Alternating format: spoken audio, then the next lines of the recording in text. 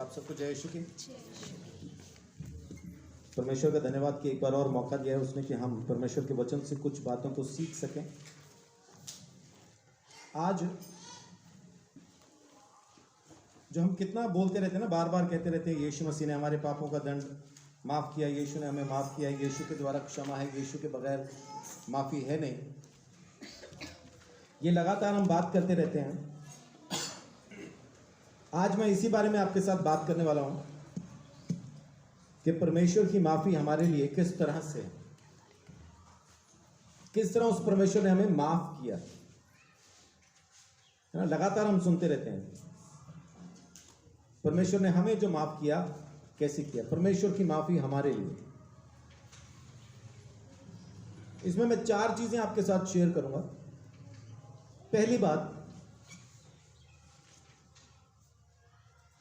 परमेश्वर आखिर हमें माफ क्यों करता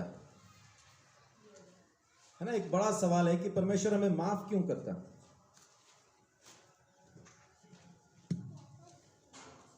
दुनिया के पास इस चीज का जवाब नहीं है, इसलिए वो अपने कर्मों पे चले जाते हैं, अपनी जाति पे चले जाते हैं, अपने धर्म पे चले जाते हैं,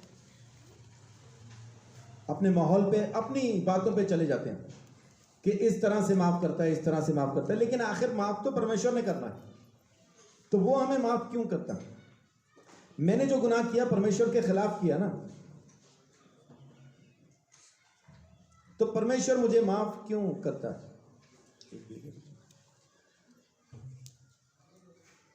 तो इसको देखते हैं। पहला पॉइंट क्या है कि परमेश्वर हमें माफ क्यों करता है। आप मेरे साथ निकालें निर्गमन 34 उसका 6 और 7। निर्गमन 34 का 6-7। यहोवा उसके सामने होकर यो प्रचार करता हुआ चला, यहोवा यहोवा ईश्वर दयालु और अनुग्रहकारी, कोप करने में धीरजवंत और अति करुणामय और सत्य, हजारों पीढ़ियों तक निरंतर करुणा करने वाला, अधर्म और अपराध और पाप का क्षमा करने वाला है, परंतु दोषी को वह किसी प्रकार निर्दोष ना ठहराएगा। वह पितरों के अधर्म का दंड उसके बेटों वरन पोतों और परपोतों को भी देने वाला है। जी, तो यहां पे पहला पॉइंट क्या है कि परमेश्वर करुणा की वजह से, कंपैशन की वजह से माफ करता है। करुणा करने वाला परमेश्वर है, विलंब से क्रोध करने वाला वो खुदा है। परमेश्वर सब्र के साथ क्यों बैठा है, क्यों जल्दी से क्रोध नहीं करता, क्यों लोगों को दंड नहीं दे देता। कारण यह है कि परमेश्वर समय में बंधा हुआ नहीं।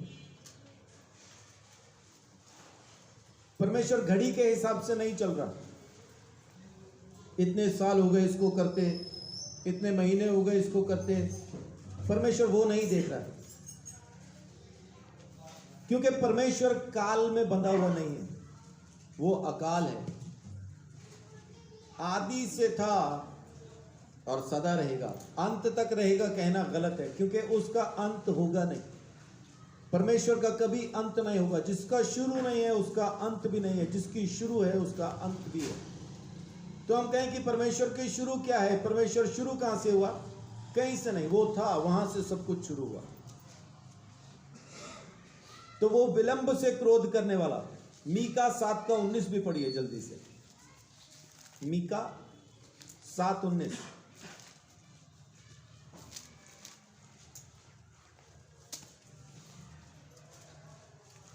वह फिर हम पर दया करेगा और हमारे अधर्म के कामों को लताड़ डालेगा। तू उनके सब पापों को गहरे समुद्र में डाल देगा। जी, क्या कहता है, फिर से दया करेगा, हमारे अधर्म को लताड़ देगा, खत्म कर देगा। मौत है। इसका मतलब कि जब भी किसी के पाप माफ होंगे तो जरूरी है कि वहां पे कोई ना कोई खून बहा के मरेगा। जब तक कोई खून बहा के मरेगा नहीं, पापों के दंड से छुटकारा नहीं पा सकता। तो प्रभु यीशु मसीह ने हमारे लिए खून बहा के हमें हमारे पापों के दंड से आजाद कर दिया। परमेश्वर ने हम पर अनुग्रह किया और हमें हमारे पापों के दंड से उसने छुटकारा दे दिया। खून बहा के उसने हमें हमारे पापों के दंड से आजाद कर दिया। जब तक लहू ना बहाया जाएगा पापों की माफी नहीं होगी। बाइबल कहती है कि व्यवस्था के मुताबिक भी कौन सा तरीका बता दिया गया पापों की माफी का? खून बहाए बगैर पापों से माफी नहीं मिलेगी। और जब आप पढ़ते हैं तो लेवी व्यवस्था 4 अध्याय से लेके 4 का 1 से लेके 5 की 13 तक जब आप पढ़ें तो वहां पे आपको अलग अलग तरह के बलिदान मिलते हैं। किस तरह से पाप माफी होगी, कैसे दोष माफी होगी, किस तरह से माफियां होनी है, वो तमाम चीजें वहां पे लिखी, वो हर बात वहां पे लिखी है। और ये यीशु मसीह के आने से पहले की हमें एक तरह से शिक्षा दी गई कि तुम्हारे पापों का जो दंड है बिना लहू के खत्म नहीं होगा। जब तक तुम्हारे लिए खून ना बहाया जाए तब तक तुम अपने पापों के दंड से आजाद नहीं हो सकते। लेकिन उन जानवरों के खून बहाने से हमारे पाप खत्म नहीं होते थे, इसलिए हर साल करना पड़ता था, हर साल करना पड़ता था। तो अभी परमेश्वर क्या कहता है कि जानवरों के खून से तुम्हारे दंड खत्म नहीं होंगे। मेरा इकलौता बेटा मैं तुम्हारे लिए भेजता हूं, उसको कुर्बान करता हूं, उसके एक बार खून बहाने से तुम्हारे सारे पाप सदा के लिए खत्म हो जाएंगे। आमीन। तो 2 बातें इसमें मैंने आपको बताई। पहली, बिना खून बहाए पापों से छुटकारा नहीं मिलेगा। दूसरा, जो बलिदान पुराने नियम के अंदर बताए गए वो यीशु मसीह के आने से पहले की छाया थी, परछाई थी, वो बताया गया था इस तरह से पापों का दंड खत्म होगा। क्योंकि उसमें लिखा है कि वो निर्दोष होना चाहिए। जो बलि चढ़ेगा वो कैसा होना चाहिए? निर्दोष होना चाहिए। और उसके साथ एक खास चीज क्या थी कि उसके ऊपर जो याजक होगा उस बलि होने वाले पशु पे अपने हाथ रख के सारी कौम के पापों को उसके ऊपर ट्रांसफर कर देगा। पूरी कौम के पापों को उस जानवर पे डाल दिया जाएगा और उसकी हड्डी टूटनी नहीं चाहिए। जब वो बलि हो तो उसकी हड्डी टूटने ना पाए। और दूसरा, वो बलिदान शहर के फाटक के बाहर होगा। ये तमाम चीजें बताई गई। और प्रभु यीशु मसीह जब कुर्बान होता है, जब बलि होता है, तो उसमें ये सारी चीजें पाई गई। उस इलाके के अंदर जितने भी न्यायाधीश थे सबने कहा निर्दोष है। पिलातुस पिलातुस के अदालत में उसको पेश किया, कहा निर्दोष है। उसको हेरोदेस के पास ले गए, कहा निर्दोष है। जितने जज थे उस इलाके के अंदर सबने कहा निर्दोष है। तो पता चल गया कि बलि होने वाला जानवर निर्दोष है। फिर आसपास के दोनों डाकुओं की हड्डियां तोड़ी गई। यीशु मसीह की हड्डी तोड़ने के लिए जब सैनिक पहुंचा तो अपने सूबेदार को कहता है ये पहले से मर चुका। सूबेदार कहता है भाला मार के चेक कर मरा है कि नहीं, अगर नहीं मरा तो हड्डियां तोड़ दे। और जब भाला मारा, पसलियों में जब भाला मारा तो अंदर से पहले थोड़ा खून और पीछे पानी निकल आया। पानी निकलने का मतलब है पक्का है कि मर चुका। शरीर का खून पानी हो जाता है जब इंसान मर जाए तो साबित हो गया कि मर चुका। वो तमाम चीजें। और यीशु मसीह का जो बलिदान हुआ फाटक के बाहर उस खोपड़ी नुमा पर्वत के ऊपर, गुलगता पहाड़ के ऊपर, उसको बलिदान करके चढ़ाया गया। वो सारी चीजें जो एक बलि के अंदर पूरी होनी चाहिए यीशु मसीह ने पूरी की। तो वो जो बलिदान आप पढ़ोगे लेवी व्यवस्था के अंदर, वो सारे बलिदान मिलके यीशु मसीह की पिक्चर को, उसकी छाया को आपको दिखाते हैं कि जब तक इस तरह से तुम्हारे पाप माफ ना हो ना पाएगा। वो खून जानवरों का नहीं, खुद यीशु मसीह का है जो हमारे पापों से हमें आजाद करता है। ये सारी चीजें प्रभु यीशु मसीह में पूरी हुई।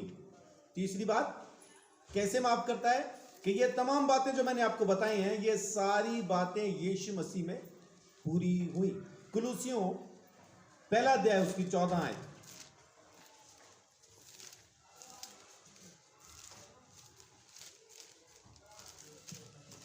कुलुसियों 1:14 जिसमें हमें छुटकारा अर्थात पापों की क्षमा प्राप्त होती है। जी, प्रभु यीशु मसीह में हमें पापों की क्षमा, छुटकारा उसी में हमें प्राप्त होता है। और दूसरा अध्याय उसकी 13-14 पढ़िए।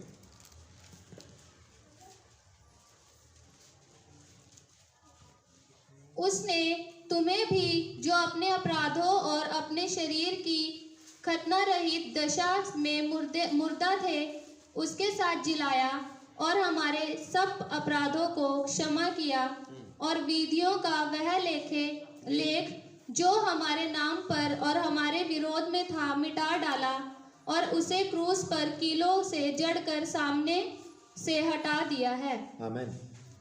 विधियों का लेख आपने बहुत बार सुना होगा, जो लिखा है जी वो तो भुगतना पड़ेगा, ये तो लिखा ही है जी, जो लेख में है कौन मिटा सकता है। ऐसा सुना आपने कभी? मैंने बहुत बार सुना। यहाँ पे बाइबल क्या कह रही है कि विधियों का वो लेख जो हमारे खिलाफ था उसको यीशु मसीह ने हमारे सामने से हटा दिया, उसको मिटा दिया। आमीन। हमें जो दंड मिलने वाला था, जो हमारे विधियों में, हमारे लेख में जो वो पाप लिखा था, वो जो दंड लिखा था, यीशु मसीह ने उसको खत्म कर दिया। जो पुराने नियम के अंदर वो जो बलिदान चढ़ाए गए थे, यीशु मसीह में आके वो पूरे हो गए। परमेश्वर ने हमारे पापों की माफी के लिए वो बलिदान हमारे लिए रखे थे, लेकिन उससे पाप माफ नहीं हो रहे थे, हर साल करना पड़ता था। लेकिन आखिर में यीशु मसीह जब सूली पे चढ़ के मरा, सारे का सारा लेख, सारे के सारे पाप 1 सेकंड के अंदर खत्म कर दिए परमेश्वर ने। आमीन। तो कैसे वो पापों को माफ करता है? यीशु मसीह के लहू के द्वारा, यीशु मसीह के बलिदान के द्वारा। इब्रानियों 9:14।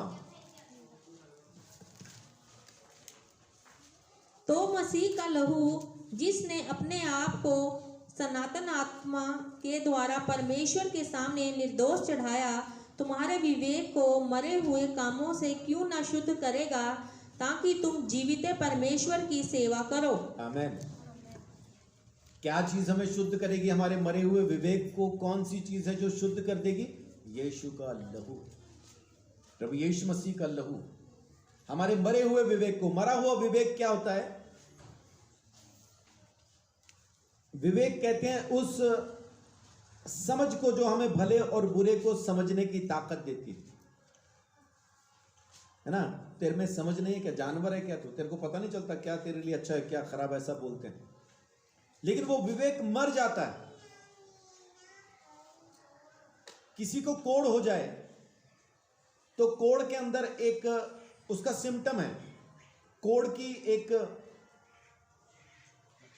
लक्षण है। Thank you.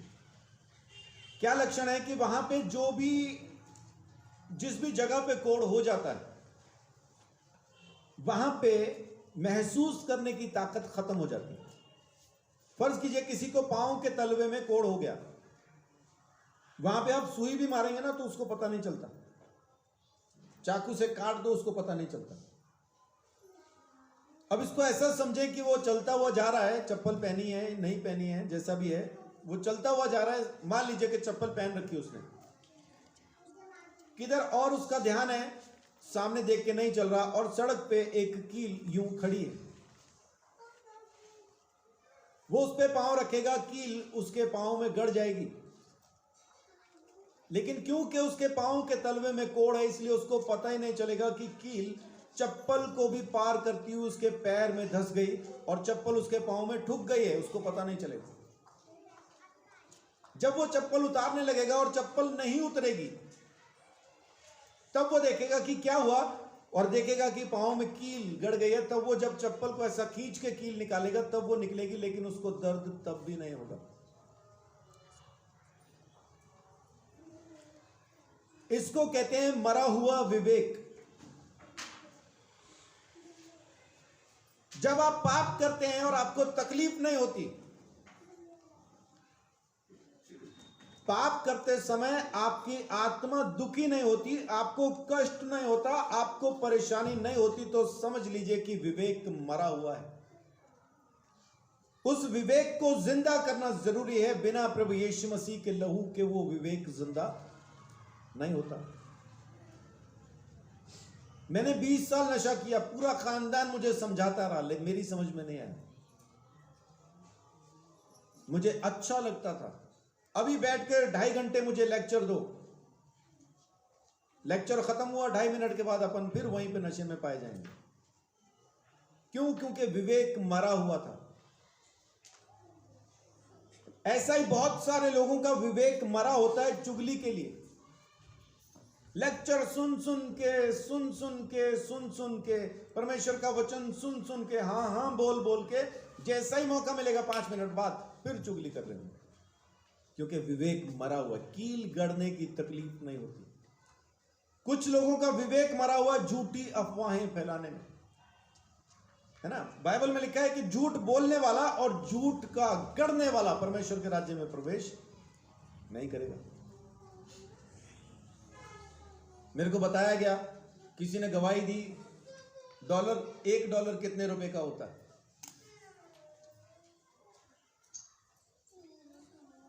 कितने का होता है $1? 72 रुपीज जी। किसी ने बताया 5,000 का होता है। $1 5,000 का होता है। उनको पूछा गया आपको कैसे पता? उन्होंने अपने खानदान में किसी का नाम लेके बताया, उनको मिले थे इसलिए पता है। अभी पक्का हो गया कि $1 5,000 का है। इसको झूठ का गढ़ना कहते हैं। मैंने खुद देखा, मैं वहीं था, मैंने खुद सुना। अब इसको झूठ कैसे मानेंगे आप? लेकिन झूठ का गढ़ने वाला यह करता है मरा हुआ विवेक होने की वजह से। तो ऐसे बहुत सारे काम है। लोग व्यभिचार में फंसे हैं, लोग नशे में फंसे हैं, लोग चुगली में फंसे हैं, झूठी अफवाहें फैलाने में फंसे हैं, और न जाने किस किस चीज में, निंदा करने में, और बहुत सारी चीजों में फंसे हैं विवेक मरा हुआ होने की वजह से। यह विवेक जिंदा कैसे होगा? इसको तकलीफ होना कब शुरू होगी? इसका इलाज क्या है? इस कोड़ का इलाज सिर्फ एक है, यीशु मसीह का लहू। वो आपको आपके पापों के दंड से आजाद करता है। ये मेरी बेटी है 3 साल की, ऐसे ही आती रहती है।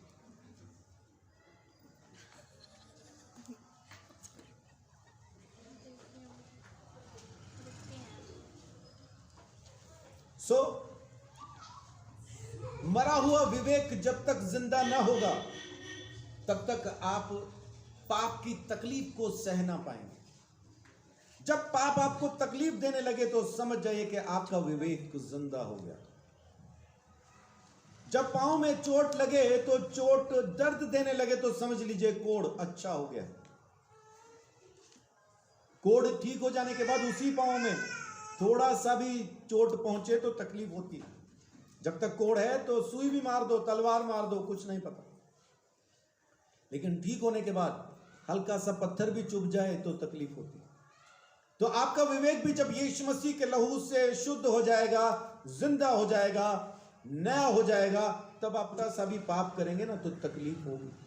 और उस तकलीफ को समझिए। बार बार आप, कौन ऐसा है जो कांटों में ठोकर मारे बार बार जाके? है कोई हम में ऐसा? हम में ऐसा कोई नहीं। बार बार ठोकर कौन मारेगा? जिसको तकलीफ नहीं होती, जिसको कांटे चुभ रहे हैं, वो दोबारा नहीं मारेगा। एक बार मारा दोबारा नहीं जाएगा, दोबारा नहीं जाएगा। सो हमारे मरे हुए विवेक को जिंदा करने के लिए यीशु का लहू चाहिए। 28 आयत और पढ़ दीजिए। वैसे ही मसीह भी बहुतों के पापों को उठा लेने के लिए एक बार बलिदान हुआ, और जो लोग उसकी बाट जोते हैं उनके उद्धार के लिए दूसरी बार बिना पाप उठाए हुए दिखाई देगा। हाँ, एक ही बार में उसने पाप उठा लिया। अब जब दोबारा आएगा तो उन लोगों को लेने के लिए आएगा जिन्होंने उस पर विश्वास किया। एक ही बार में उसने कर दिया, दोबारा उसको करने की जरूरत नहीं है। तो यीशु के लहू से एक ही बार में हमारे सारे पाप माफ हो गए हैं।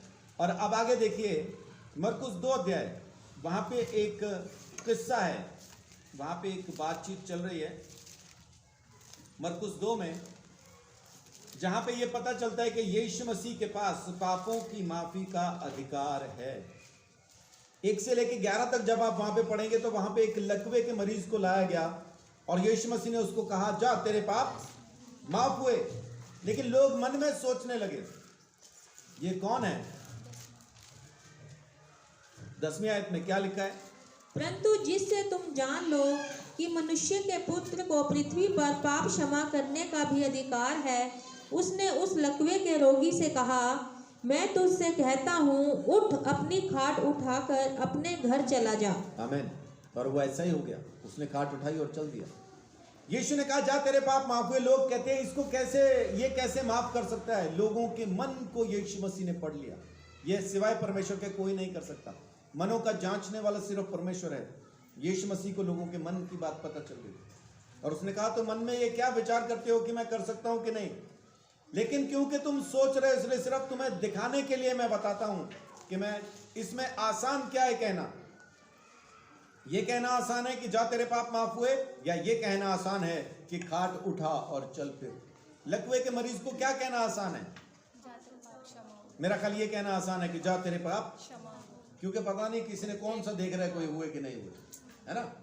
ये कहना मुश्किल है कि खाट उठा और चल फिर, क्योंकि अगर ना चला तो फिर दिक्कत हो जाएगी। लेकिन यीशु मसीह कहता है, क्योंकि मेरे पास ये अधिकार है, इसलिए मैं कहता हूं, अपनी खाट उठा और अपने घर चला जा। और उसने खाट उठाई और अपने घर को चला गया। तो यीशु मसीह पापों को माफ कर सकता है। तो किस तरह से परमेश्वर माफ करता है? हमेशा खून बहाने से। पुराने नियम के अंदर जो बलिदान की छाया हमें मिलती है यीशु मसीह के बारे में बताने के लिए कि बलिदान के द्वारा जैसा वो बलि हुआ वैसा ही यीशु भी आके बलि होगा, तब पापों से छुटकारा मिलेगा।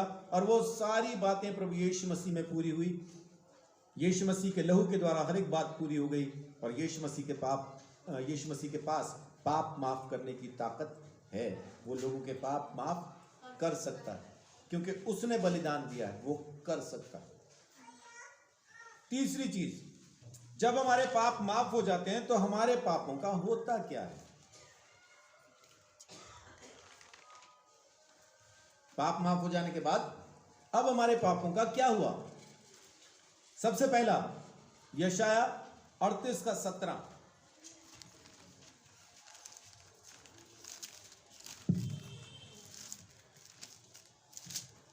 देख, शांति के लिए मुझे बड़ी कड़वाहट मिली, परंतु तूने स्नेह करके मुझे विनाश के गड्ढे से निकाला है, क्योंकि मेरे सब पापों को तूने अपनी पीठ के पीछे फेंक दिया है। आमीन।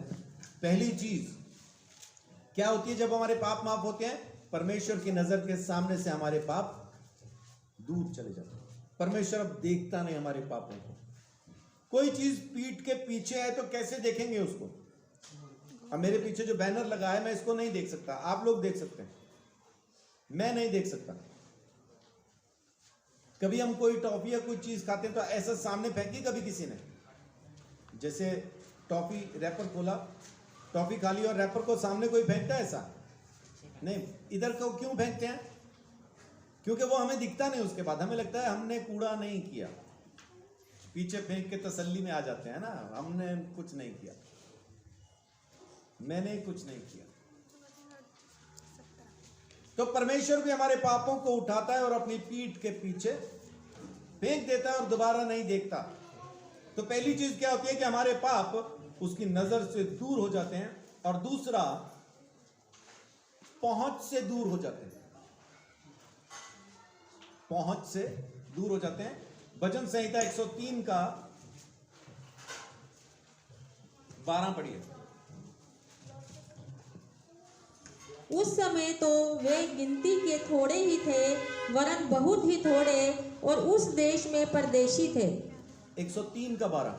उद्याचल अस्ताचल से जितनी दूर है, उसने हमारे अपराधों को हमसे उतनी ही दूर कर दिया है। जी, उद्याचल अस्ताचल से जितनी दूर है। उद्याचल क्या होता है?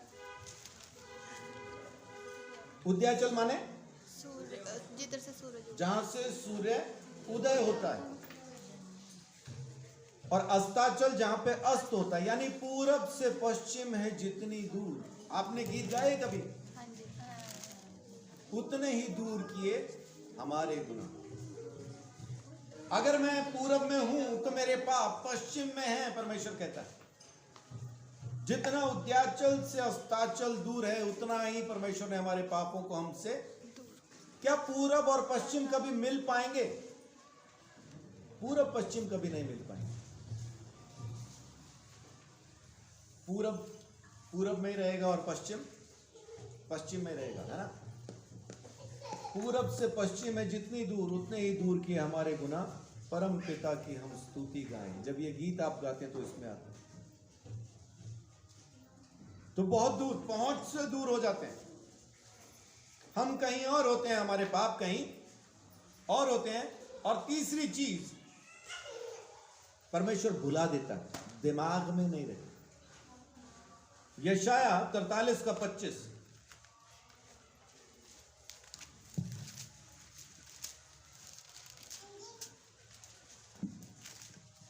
मैं वही हूँ जो अपने नाम के निमित्त तेरे अपराधों को मिटा देता हूँ और तेरे पापों को स्मरण ना करूँगा। आमीन। परमेश्वर का वायदा है कि तेरे पापों को याद नहीं करूँगा। लेकिन हम क्या करते हैं, हम जब भी इकट्ठा होते हैं तो सिर्फ पाप ही याद करते हैं सामने वाले के, है ना। वो तो ऐसा है, वो तो ऐसी है, मैं बेचारा फंस गया।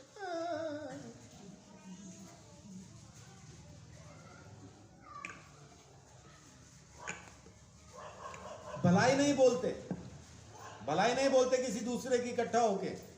अगर कोई दूसरा बोल भी रहा हो ना तो बीच में आके जरूर अपनी टांग अड़ा देते हैं। दूसरा गलती से कह तो दे सही, वो अच्छा है, अरे ले फिर सुनो हमसे, कितना अच्छा हम बता रहे तुम्हें, तुम जानते ना उसको, हम जानते, हम बताएंगे तुम्हें, हम देंगे तुम्हें पूरी जानकारी।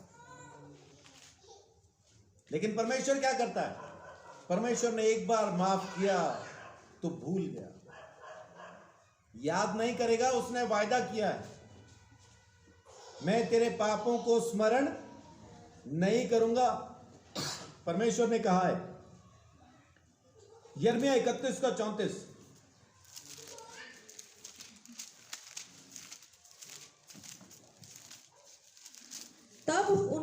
तब उन्हें फिर एक दूसरे से यह ना कहना पड़ेगा कि यहोवा को जानो, क्योंकि यहोवा की यह वाणी है, छोटे से लेकर बड़े तक सब के सब मेरा ज्ञान रखेंगे, क्योंकि मैं उनका अधर्म क्षमा करूंगा और उनका पाप फिर स्मरण ना करूंगा। आमीन। क्यों परमेश्वर का ज्ञान रखेंगे? क्योंकि परमेश्वर ने उनके पापों को माफ कर दिया और याद नहीं करता। तो हमारे पापों का क्या होता है, परमेश्वर उसको अपने दिमाग से, अपने मन में से भी भुला देता है, याद नहीं करता। परमेश्वर का धन्यवाद है ना, कैसा करुणा में परमेश्वर है। आज की तारीख में शैतान जाके मेरे बारे में परमेश्वर को कहे तेरा दास लुच्चा है, परमेश्वर क्या कहेगा?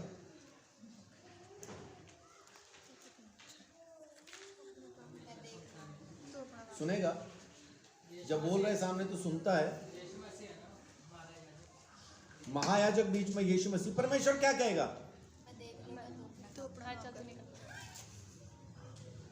देख उसने ये किया, शैतान कहेगा देख उसने ये किया, परमेश्वर कहेगा कब? कब किया? मुझे याद नहीं,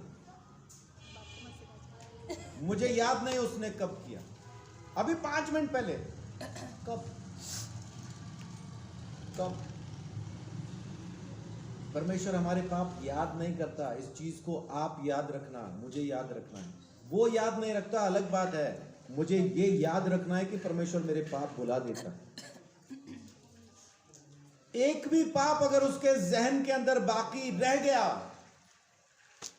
एक पाप भी अगर वो याद रख लेगा ना, अगर हम में से कोई नहीं जो उसके क्रोध से बच पाएगा। एक भी पाप अगर उसने याद कर लिया तो इस बात को ख्याल में रखना, याद रखना कि वो भूल जाता है। इस चीज के लिए धन्यवाद देना उसको कि यीशु के लहू से वो हमारे सारे पापों को भूल जाता है, माफ कर देता है, दिमाग में याद नहीं रखता। एक भी पाप उसने याद कर लिया, ईमानदारी से कहता हूं, एक भी शख्स ऐसा नहीं जो उसके घर में प्रवेश कर पाए। सबके सब नरक की आग में पाए जाएंगे। उस परमेश्वर का धन्यवाद दीजिए, सच में प्रेम करता है और सच में हमारे पापों को माफ कर देता है। हमें याद रहते हैं, हम याद कराते दूसरे को, पप्पू ने ये किया, आबिल ने वो किया, सूरज ने ये किया, हम याद कराते हैं। परमेश्वर भूल चुका पप्पू ने क्या किया, उसको याद नहीं आबिल ने क्या किया, उसको बिल्कुल ख्याल नहीं कि सूरज ने क्या किया। हमें याद है, उसे नहीं याद। इसलिए हम हैरान होते हैं, ये इतना कुछ बुरा करने के बाद भी आराम से जी रहा है, क्यों इसको कीड़े नहीं पड़ते? नहीं पड़ेंगे। क्यों? क्योंकि परमेश्वर को याद नहीं है। परमेश्वर को याद नहीं। लुच्चे से लुच्चा भी जो यीशु में है, इसीलिए आराम से चलता फिरता और जिंदगी जी रहा है, क्योंकि परमेश्वर उसके पापों को भूल गया। हमारे लिए समस्या है, क्योंकि हमें उसके पाप याद हैं, क्योंकि उसने हमारे खिलाफ किया। किसी दूसरे के खिलाफ किया हो तो तसल्ली देते, कोई बात नहीं, प्रभु मदद करेगा। लेकिन जब हमारे खिलाफ करता ना तो पक्का याद रहता। अब याद रहता, फिर हम प्रार्थना के टाइम पे जब प्रार्थना करते तब हमें याद भी आता, उसने ये किया, प्रभु तू बदला कब लेगा? जैसा शैतान परमेश्वर को कहता है कि उसने पाप किया, वैसा हम भी लोगों के बारे में कहते हैं परमेश्वर उसने पाप किया। जैसा परमेश्वर शैतान को जवाब देता है मुझे याद नहीं, वैसा ही वो हमको भी कहता है मुझे याद नहीं। परमेश्वर तो परमेश्वर है, शैतान भी कहेगा तो वो वैसा ही सुनता है, हम भी कहेंगे तो वैसा ही सुनता है, यीशु कहेगा तो वैसा ही सुनता है, फिर हम कहेंगे तो वैसा ही सुनता है। अब बोलना आपने है कि किसकी जबान बोलते हैं, शैतान की या यीशु मसीह की? यीशु मसीह की जबान बोलेंगे तो परमेश्वर भी कहेगा आमीन, और अगर शैतान की जबान बोलेंगे तो जो जवाब शैतान को मिलता है आपको भी मिल जाएगा। आमीन तो नहीं होगा, ये तो पक्का है, आमीन नहीं होगा। इसलिए जबान को वैसा रखें जैसा परमेश्वर चाहता है। ख्याल रखना, याद रखना, परमेश्वर भूल गया आपके सारे पापों को, एक भी याद कर लेगा तो समस्या हो जाएगी। एक भी, सारे छोड़ दो, एक भी उसने अपने जहन में बिठा लिया तो समस्या हो जाएगी। तो पापों की माफी के बाद क्या होता है? परमेश्वर अपने दिमाग से उनको निकालता।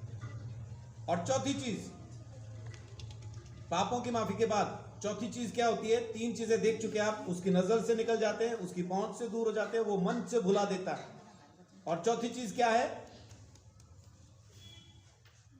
एग्जिस्टेंस खत्म हो जाती है, मतलब वो थे, ये खत्म हो जाता है। कभी थे भी, वो रहते नहीं। क्या कहेंगे इसको? दे गो आउट ऑफ एग्जिस्टेंस, यानी अपने अस्तित्व से खत्म हो।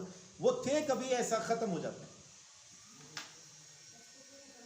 उनका अस्तित्व खत्म हो जाता है, यानी थे ही नहीं कभी, ऐसा हो जाता है। पढ़िए फिर से भजन संहिता 51, उसकी पहली दूसरी आयत।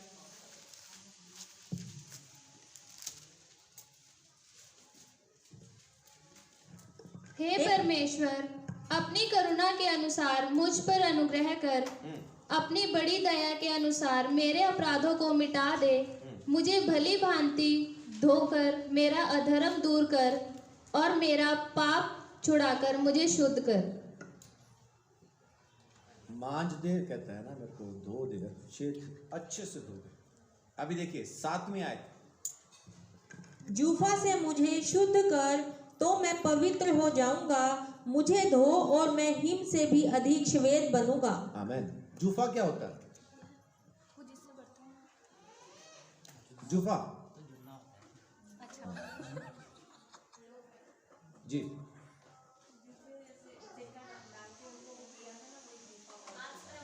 होता क्या है? स्पंज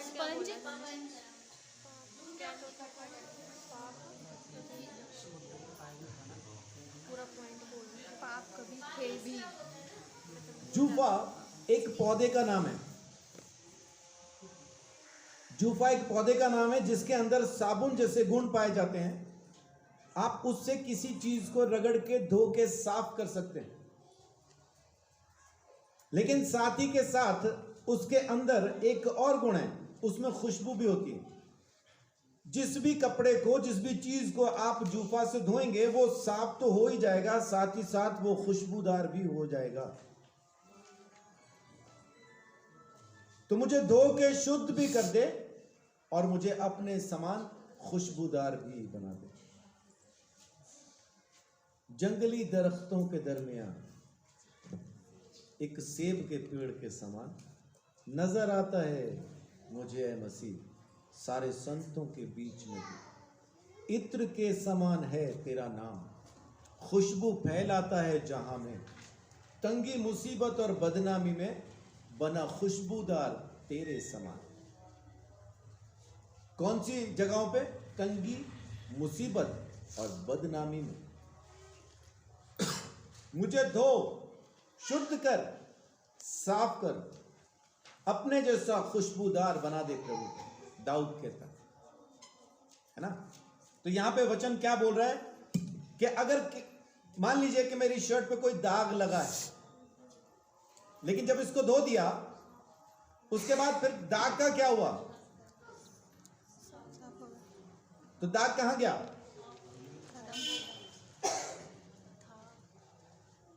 कभी कभी किसी की बीवी ने या मां ने या बहन ने कपड़े धोने के बाद ला के दिया, ले ये दाग तेरे निकले, ऐसा दिया कभी किसी ने? वो दाग कहां जाते हैं? खत्म हो जाते हैं, नहीं रहते, है ना। क्या बोलते हैं? यहां पे दाग था, अब नहीं है, अब नहीं है। और कई बार तो अपन उसको दाग को मिटाने के चक्कर में इतना ज्यादा रगड़ देते हैं कि वहां पे एक नया दाग बन जाता है। और वो दाग किस चीज का होता है? दाग साफ करने का दाग।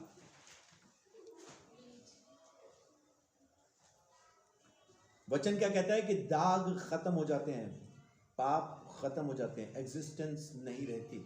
जूफा से धो के रगड़ के ऐसा बना देता है। कैसा बनूं? हिम के समान श्वेत बन जाऊं। आपको बर्फ से ज्यादा, बर्फ कौन सी? जो आसमान से गिरती, जिसको हम स्नो कहते हैं, उससे ज्यादा सफेद कोई चीज आज तक दिखी आपको? जब बर्फ गिरती है तो वो वाकई में सफेद होती है, बिल्कुल प्योर फॉर्म है वो सफेद रंग की। तो मैं वैसा बन जाऊं, बर्फ के जैसा बन जाऊं, है ना, बिल्कुल शुद्ध बन जाऊं। और ये कौन सा बंदा बोल रहा है? जो मिडल ईस्ट में रहता है, जहां रेत ही रेत है, बर्फ जैसी कोई आइटम ही नहीं है आसपास। वो बोल रहा है बर्फ के जैसा हो जाऊं। हम तो फिर भी थोड़ा बहुत देख ही लेते हैं ना। इस बार तो कसौली तक आ गई है बर्फ। कुछ दिन पहले कसौली में भी बर्फ गिर गई। कई साल बाद कसौली में बर्फ गिरी है, शिमला में तो हर साल होती है। तो ये जानता भी नहीं बर्फ क्या होती है, लेकिन फिर भी बोल रहा है कि बर्फ के जैसा मुझे शुद्ध बना दे। 9वीं आयत पढ़िए। अपना मुख मेरे पापों की ओर से फेर ले और मेरे सारे अधर्म के कामों को मिटा डाल। मिटा डाल, खत्म कर दे। हमारे पाप खत्म हो जाते हैं, उनकी एग्जिस्टेंस नहीं रहती। यही चीज आप यशाया 44 का 22 में और प्रेरितों के काम 3 का 19 में पढ़ सकते हैं। हमारे पाप खत्म कर दिए, हमारे पाप खत्म कर दिए। परमेश्वर ने हमारे पापों को खत्म कर दिया।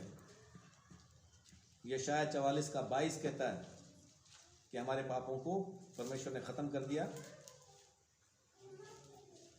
मैंने तेरे अपराधों को काली घटा के समान और तेरे पापों को बादल के समान मिटा दिया है। मेरी ओर फिर लौट आ, क्योंकि मैंने तुझे छुड़ा लिया है। जी, तो हटा दिया, मिटा दिया कहता है ना, बादल के समान मैंने उसको हटा दिया है, मैंने मिटा दिया है। भजन प्रेरितों के काम 3:19 कहता है, इसीलिए मन फिराओ और लौट आओ कि तुम्हारे पाप मिटाए जाएं, कि तुम्हारे पाप मिटाए जाएं, जिससे प्रभु के सम्मुख से विश्रांति के दिन आए। आमीन। एक पंजाबी गीत है इसके ऊपर ना, तौबा तू कर ले बंदिया, सुख दे दिन आ जाएंगे। हमारे पापों को परमेश्वर ने मिटा दिया है। तो हमारे पापों का क्या होता है? पहला, नजर से दूर हो जाते हैं। दूसरा, पहुंच से दूर। तीसरा, परमेश्वर के याददाश्त में से मिट जाते हैं। चौथा, सदा के लिए खत्म हो जाते हैं। अब मेन बातचीत आती है कि हम उस माफी को हासिल कैसे करें। चौथी बात, परमेश्वर की उस माफी को हासिल कैसे करें, यह आखिरी बात है। पहली चीज क्या थी? परमेश्वर माफ क्यों करता है। दूसरा, परमेश्वर माफ कैसे करता है। तीसरा, जब माफ हो जाते हैं तो हमारे पापों का क्या होता है। और चौथा है, माफी को हासिल कैसे करें। उस माफी को किस तरह से हम हासिल करें।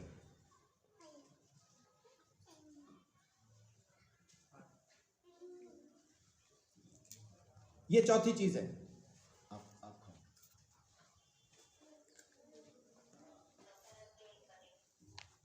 अब इसमें पहली बात क्या है? सबसे पहला, बहुत जरूरी है कि हम अपने पापों का अंगीकार करें। यह स्वीकार करना बहुत जरूरी है कि मैं पापी हूं। सबसे पहला, मैं पापी हूं, यह स्वीकार करना जरूरी है, बहुत जरूरी है। मैं पापी हूं। भजन संहिता 32 का 5।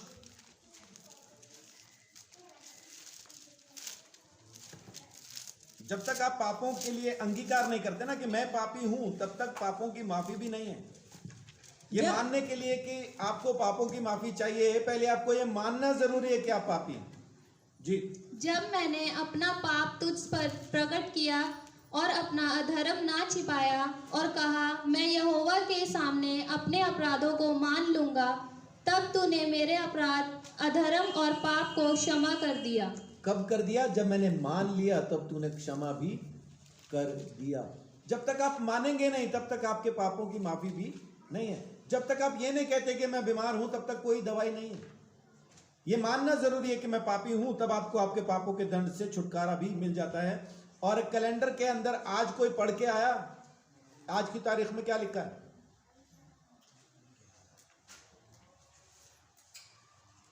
जो बच्चों वाला कैलेंडर है उसमें लिखा है क्या? पहला यूहन्ना पहला अध्याय उसकी 9वीं आयत। अगर हम अपने पापों को मान लें, आज की तारीख में वही लिखा। मैं रीना को बोल रहा था वो आयत पढ़ने के बाद, मैं कहा आज यही मैं बोलने वाला हूं। अगर हम अपने पापों को मान लें तो हमें माफ करने के लिए धर्म में विश्वास योग्य। पहला यूहन्ना 1:9। यदि हम अपने पापों को मान लें तो वह हमारे पापों को क्षमा करने और हमें सब अधर्म से शुद्ध करने में विश्वास योग्य और धर्मी है। आमीन। तो पापों का अंगीकार बहुत जरूरी है पापों की माफी के लिए। जब आप अपने पापों को मानना शुरू करते हैं ना, जब तक आप ये कहें कि मैं सही हूं, तब तक तो आप पापी ही नहीं है। तो आपके पापों का दंड खत्म नहीं हो सकता। मैं तो ठीक बोल रहा हूं, मैं तो ठीक कर रहा हूं, मैं तो सही कह रही हूं, मैं तो सही कर रही हूं। जब तक आप सही हैं तो आप पापी ही हैं। जब आप अपने आप को गलत मानते हैं तब परमेश्वर आपके पापों के दंड को खत्म करता है। जब आप प्रायश्चित करते हैं, अगली बात, प्रेरितों के काम 2:38।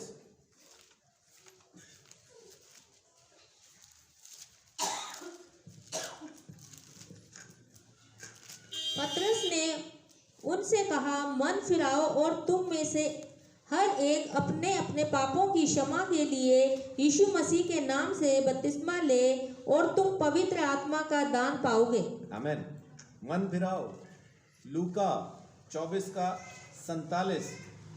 देखिए क्या कहता है, लिखा है, और यरूशलेम से लेकर सब जातियों में मन फिराओ का और पापों की क्षमा का प्रचार उसी के नाम से किया जाएगा।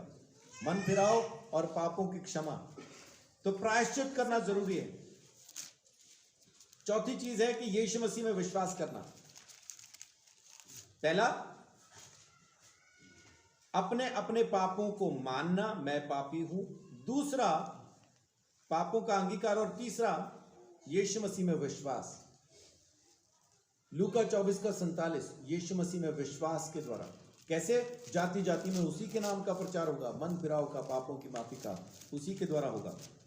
और प्रेरितों के काम 10:43 और 13:38। यहां भी वही लिखा है कि उसी के नाम से प्रचार होगा और पापों की माफी उसी के द्वारा मिलने वाली है। बिना उसके पापों की माफी नहीं मिलेगी। तो किस तरह से आप इस माफी को हासिल कर सकते हैं? पहला, ये मान के कि मैं पापी हूं। और दूसरा, अपने पापों से मन फिरा के। तीसरा, प्रभु यीशु मसीह के नाम को स्वीकार करके आप अपने पापों के दंड से छुटकारा पा लेते हैं। तो आज मैं यही 4 चीजें आपको बताना चाहता था। पहला, परमेश्वर हमें माफ क्यों करता है। दूसरा, माफी किस तरह से होती है। तीसरा, माफी के बाद हमारे पापों का क्या होता है। और चौथा, किस तरह से वो माफी हम हासिल कर सकते हैं। तो इसमें हमारे कर्म कहीं भी नहीं आते, ना हम अपने कर्मों से पापी हुए, ना अपने कर्मों से धर्मी हुए। यीशु मसीह ने अपने अनुग्रह से हमें माफ किया है, अपने प्रेम से, अपनी दया से, अपनी करुणा से उसने हमें माफ किया है। यीशु के लहू के द्वारा उसने हमें माफ किया है। हमारे पापों को उसने सदा के लिए भुला दिया। आज हम मन फिरा के यीशु मसीह पे जब विश्वास करते हैं तो हम उस माफी को जो परमेश्वर ने अपने अनुग्रह से हमें दी है हासिल कर सकते हैं। कोई लंबी चौड़ी कहानी नहीं है। ये सब बातें मैं आपको इसलिए बताना चाहता हूं ताकि आप भी जब जाके लोगों से बात करें तो बता पाए, समझा पाए। सो परमेश्वर आप सबको बहुत आशीष, बड़ी बरकत दे। दया की वजह से, करुणा की वजह से। पहला, परमेश्वर हमें माफ क्यों करता है? करुणा की वजह से, तरस की वजह से, उस दया की वजह से परमेश्वर हमें माफ करता है। ये उसकी रहमत है कि वो इंतजार करके सब्र के साथ हम पे करुणा कर रहा है। चाहे तो अभी इसी वक्त पूरा खेल खत्म कर दे, 2 सेकंड का काम है उसके लिए। अभी सब कुछ खत्म करके तमाम चीजों को नए सिरे से शुरू कर दे, उसको कोई बहुत देर नहीं लगेगी। बाइबल कहती है कि पलक झपकते ये काम हो जाएगा। पलक झपकते, जितनी देर में हम पलक झपक के खोलते हैं, आंख बंद करके, पलक को बंद करके खोलने में जितना टाइम लगता है, इस सृष्टि को खत्म करके नई सृष्टि करने के लिए उसको उतना ही टाइम चाहिए। क्योंकि उसको सिर्फ 2 शब्द कहने हैं, खत्म हो जा, नहीं हो जा, है ना। उसको 2 शब्द बोलने, बस खत्म हो जा, बन जा, बस इतना ही। इतने में ये खत्म हो जाएगी और बन भी जाएगी। हमारे लिए ये एक पल के अंदर हो जाएगा। परमेश्वर चाहे तो अभी खत्म कर सकता है सब कुछ, लेकिन अपनी दया की वजह से रुका। तो पहला, परमेश्वर माफ क्यों करता है? उसमें पहली चीज तरस की वजह से, कंपैशन की वजह से। दूसरा, प्रेम की वजह से। देखिए भजन संहिता 51 51 का 1।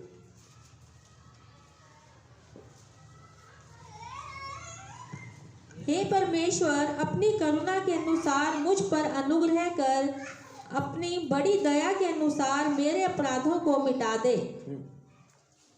तो परमेश्वर क्योंकि हमसे प्रेम करता है, इसलिए हम उसको कह सकते हैं ये चीज कि तू ये कर, मेरे पापों को खत्म कर दे, मेरे अधर्म को मिटा दे। भजन संहिता 51 का 1 में ये लिखा है। आपको मालूम है ये भजन संहिता 51 का 1, जो 51 भजन संहिता किसने लिखी है?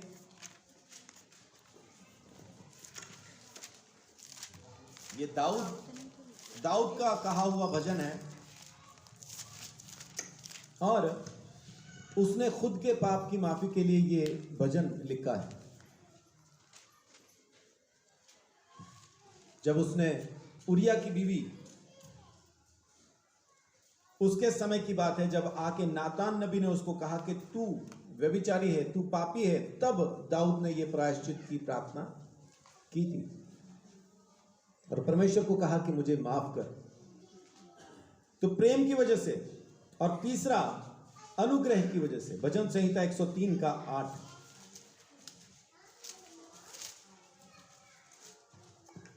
यहोवा दयालु और अनुग्रहकारी, विलंब से कोप करने वाला और अति करुणामय है। जी हाँ, अनुग्रहकारी है, वो अनुग्रहकारी है, इसलिए वो हम पर दया करता है, इसीलिए वो विलंब से क्रोध कर रहा है, अपने अनुग्रह से हमें माफ करता है, और कोई कारण नहीं हमारी माफी का। अगर हम ये सोचें मेरे कर्मों की वजह से परमेश्वर मुझे माफ कर रहा है, तो हम वहम में हैं।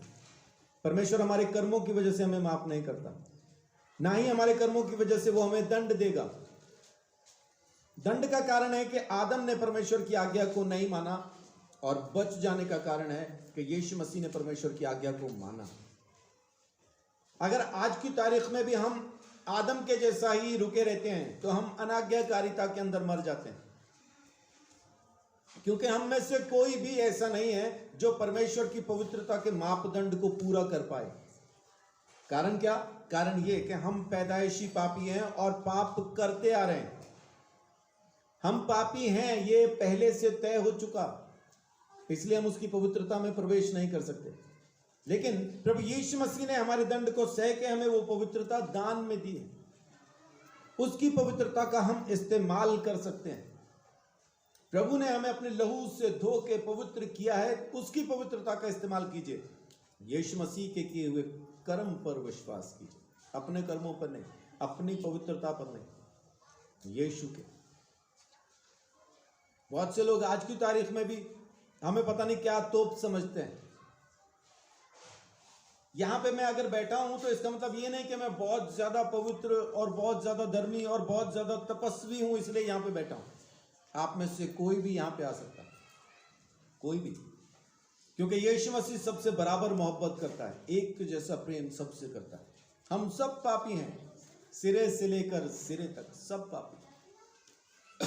यीशु मसीह के सिवाय कोई दूसरा रास्ता नहीं जो हमें हमारे पापों के दंड से आजाद कर सके। और चौथी बात, वो अपनी दया से हमें माफ करता है।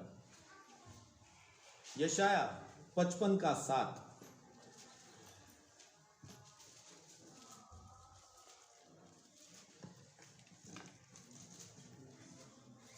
दुष्ट अपनी चाल चलन और अनर्थकारी अपनी सोच विचार छोड़कर यहोवा ही की ओर फिरें, वह उस पर दया करेगा। वह हमारे परमेश्वर की ओर फिरे और वह पूरी रीति से उसको क्षमा करेगा। आमीन, आमीन। दया से पूरी तरह से माफ कर देगा, पूरी रीति से क्षमा करेगा, मतलब पूरी तरह से माफ कर देगा, बीच में कुछ रख नहीं छोड़ेगा, बीच में कुछ रख नहीं छोड़ेगा, माफ कर देगा, पूरी तरह से माफ करता है परमेश्वर। बीच में कोई शर्त या कुछ ऐसा नहीं रखता, अगर तू ये करेगा तो मैं तुझे माफ करूंगा, वैसा नहीं है। अगर ऐसा कोई शर्त है तो सिर्फ एक शर्त है, अगर तू यीशु मसीह के नाम पर विश्वास करेगा। बाइबल क्या कहती है यूहन्ना 3:16 में, क्योंकि परमेश्वर ने जगत से ऐसा प्रेम किया कि अपना इकलौता पुत्र दे दिया, ताकि जो कोई उस पर विश्वास करे वो नाश ना हो बल्कि अनंत जीवन पाए। कौन? जो विश्वास करे, और जो विश्वास ना करे वो दंड के योग्य ठहर चुका है, वो दोषी ठहर चुका है। अगर शर्त है तो सिर्फ ये कि यीशु पे विश्वास करो, उसके कर्म पे विश्वास करो, अपने कर्मों पे नहीं।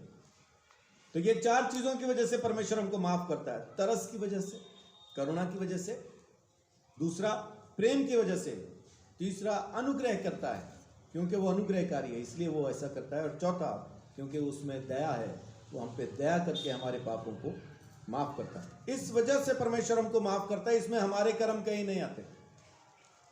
इसमें कहीं मैं ये बता पाया आपको क्योंकि हम बहुत अच्छी बातें करते हैं, बहुत आज्ञाकारी हो जाते हैं इसलिए वो माफ करता है, ऐसा है कहीं? क्योंकि हम बपतिस्मा लेके ईसाई बन जाते हैं फिर वो हमारे पाप माफ करता है, ऐसा है कहीं? ऐसा कुछ भी नहीं है। परमेश्वर क्यों माफ करता है? क्योंकि वो तरस खाता है, करुणामयी है, क्योंकि वो प्रेम करता है, क्योंकि वो अनुग्रहकारी है, क्योंकि वो दयालु है, इसलिए वो हमें माफ करता है, अपनी तरफ से माफ करता है। हम माफी नहीं भी मांग रहे तब भी वो कर चुका, बस अब वो माफी हासिल करनी है, हासिल करनी है, सिर्फ इतना ही। दूसरा पॉइंट, कैसे माफ करता है परमेश्वर? हमें कैसे माफ करता है?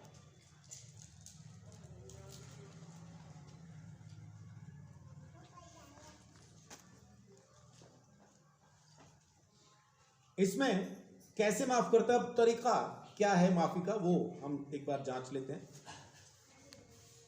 जब भी वो हमें पापों से माफ करता है, हमारे पापों को माफ करता है, जब भी वो ऐसा करेगा तब हमेशा खून बहाया जाएगा। बिना खून बहाए पापों की माफी नहीं। कैसे माफ करेगा? हमेशा ही खून बहाने से वो हमें माफ करता है। इब्रानियों 9:22 देखिए क्या कहता है। इब्रानियों 9:22।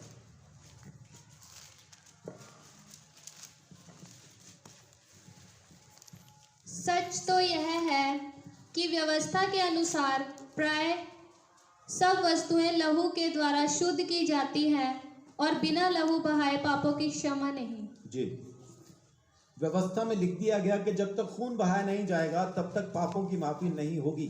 यानी पापों का जो दंड है वो भुगतना जरूरी है, और पापों की मजदूरी क्या है? पाप की मजदूरी